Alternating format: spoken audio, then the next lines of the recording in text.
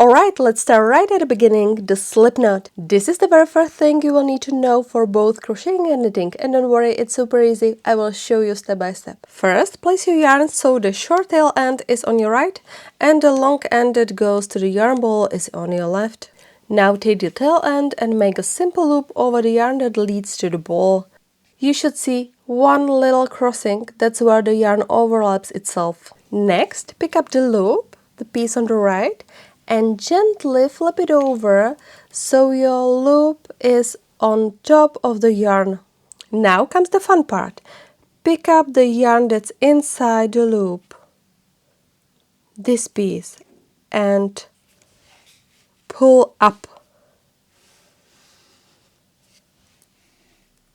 And congrats, you just made a slip knot. If your loop's too big, just pull on the yarn that goes to the ball and it shrinks like this.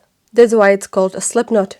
It moves so smoothly. You want the loop to be just big enough to fit snugly around your crochet hook, not too tight, not too loose. And that's it, you have made your very first slip knot. Now you are ready to start your first chain stitches. If you want to keep learning, check out my beginner crochet series on my YouTube channel. It's made just for you.